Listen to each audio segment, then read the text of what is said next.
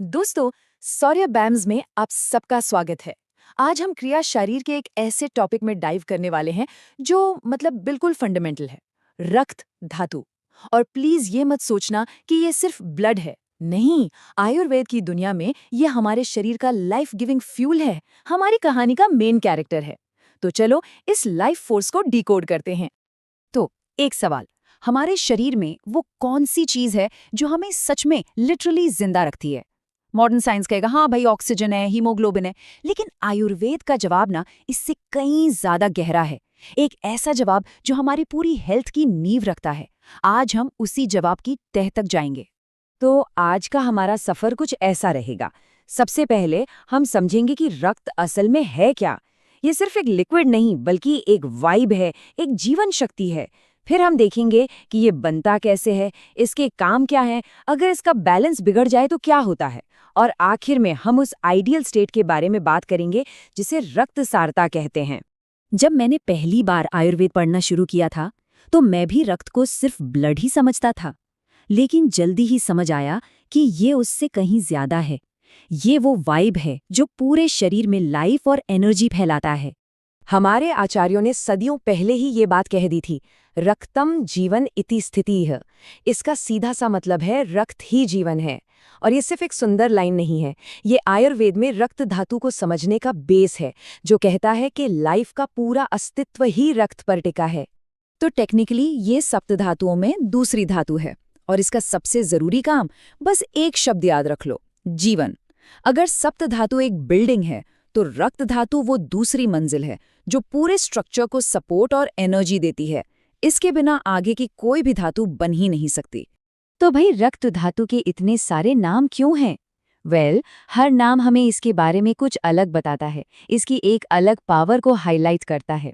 चलो इसके निकनेम्स के पीछे छिपे राज को जानते हैं। सबसे पहले तो इसका अपना नाम रक्त, ये आया है रंश धातु से, जिसका मतलब है रंगना या टू डाई। जैसे कोई कपड़ा रंगा जाता है ना, वैसे ही रक्त धातु को रंग दिया गया है, और यही रंग इसकी लाइफ गिविंग प्रॉपर्टीज का सिंबल है।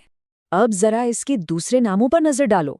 शोणित का मतलब सिर्फ लाल नहीं बल्कि एक वाइब्रेंट एनर्जेटिक लाल है।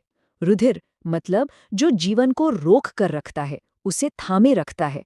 लोहित इसकी कॉपर जैसी मेटालिक शाइन को दिखाता है।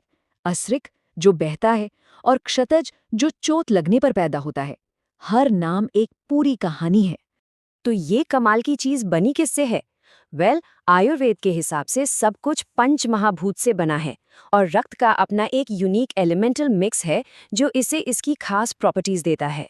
ये टेबल देखो, सब कुछ क्लियर हो जाएगा। रक्त की जो एक खास गंध होती है वो पृथ्वी तत्व से आती है, जो इसे स्टेबिलिटी देती है। इसकी लिक्विडिटी जल तत्व से। इसका फेमस रंग या लाल रंग वो आता है तेज यानी अग्नि तत्व से। इसमें जो पल्सेशन और मूवमेंट है वो है वायु से। और इसका हल्कापन, जिसकी वजह से ये छोटी से छोटी वेसल में भी पहुंच जाता है, वो है आकाश तत्व से। तो ये मैजिकल लिक्विड बनता कैसे है? ये प्रोसेस एक तितली के ट्रांसफॉर्मेशन जैसा है। एक सिंपल सा न्यूट्रिएंट फ्लूइड एक वाइब्रेंट लाइफ फोर्स में बदल जाता है। चलो इस ग्लो अप को समझते हैं। ये पूरी जर्नी 4 स्टेप्स में होती है। पहले रस धातु, जो कि रॉ मटेरियल है, वो यकृत और प्लीहा नाम की वर्कशॉप्स में पहुंचता है।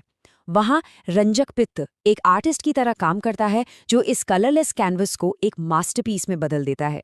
ये पित्त की अग्नि ही है जो रस को राग यानी रंग देकर उसे रक्त धातु में ट्रांसफॉर्म कर देती है। और जिन चैनलों से ये रक्त पूरे शरीर में ट्रैवल करता है, उन्हें कहते हैं रक्तवह स्रोतस। रक्तवह स्रोतस हमारे शरीर का हाईवे है, और यकृत और प्लीहा इसके मेन इंटरचेंज हैं जो इस पूरे नेटवर्क को कंट्रोल करते हैं। अच्छा, अब जब हम ये जान गए हैं कि ये बनता कैसे है, तो देखते हैं कि असल में करता क्या है। रक्त सिर्फ एक कैरियर नहीं है, ये शरीर का सुपर हीरो है जिसके पास कई सारे काम हैं। इसका मेन गिग है जीवन, लाइफ फोर्स को बनाए रखना। फिर आता है वर्ण प्रसादन। ये सिर्फ अच्छी स्किन नहीं है, ये अंदर से आने वाली एक चमक है। ये अगली धातु यानी मांस को पोषण देता है। और हाँ, एक बहुत इंपॉर्टेंट बात, रक्त और पित्त का रिलेशन। पित्त रक्त में रहकर ही अपना काम करता है, और रक्त को पित्त से ही एनर्जी मिलती है। वो एक दूसरे पर पूरी तरह डिपेंडेंट हैं। और जब रक्त शुद्ध होता है ना, तो ये एक परफेक्टली बैलेंस्ड इकोसिस्टम की तरह होता है।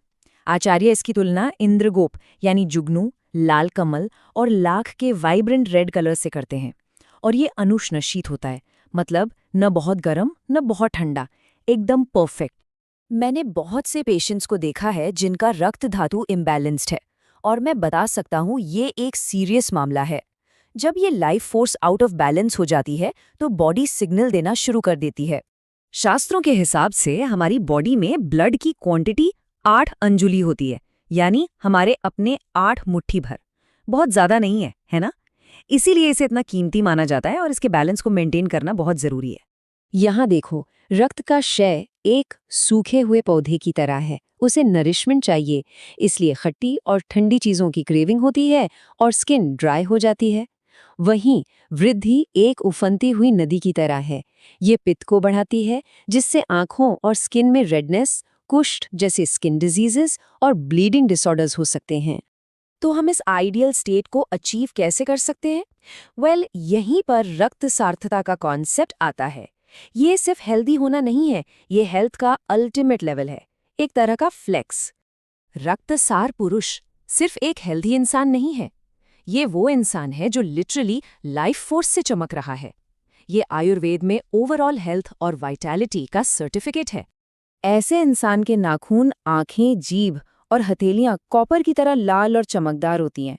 वो इंटेलिजेंट होते हैं, सिर्फ किताबी ज्ञान नहीं, बल्कि क्लैरिटी और इंसाइट के साथ। और वे नेचुरली खुश और अट्रैक्टिव होते हैं। हाँ, वो गर्मी को लेकर थोड़े सेंसिटिव होते हैं, क्योंकि उनका रक्त पहले से ही इतना एनर्जेटिक होता है। और आखिर में आचार्य सुश्रुत का ये पावरफुल कोट सब कुछ कह देता है। देह रुधिरम मूलम रुधिरेणेव धार्यते। ये सिर्फ एक कोट नहीं है, ये एक रिमाइंडर है कि हमारी हेल्थ की जड़, हमारा मूल रक्त धातु है। इसकी केयर करने का मतलब है पूरे शरीर की केयर करना। उम्मीद है कि आपको इस टॉपिक के बारे में जानने में उतना ही मजा आया जितना मुझे इसे शेयर करने में आया। आयुर्वेद में सीखने के लिए हमेशा कुछ नया होता है। ऐसे ही और टॉपिक्स को आसानी से समझने के लिए सौर्या BAMS को लाइक, शेयर और सब्सक्राइब करना मत भूलना। मिलते हैं अगले विश्लेषण में।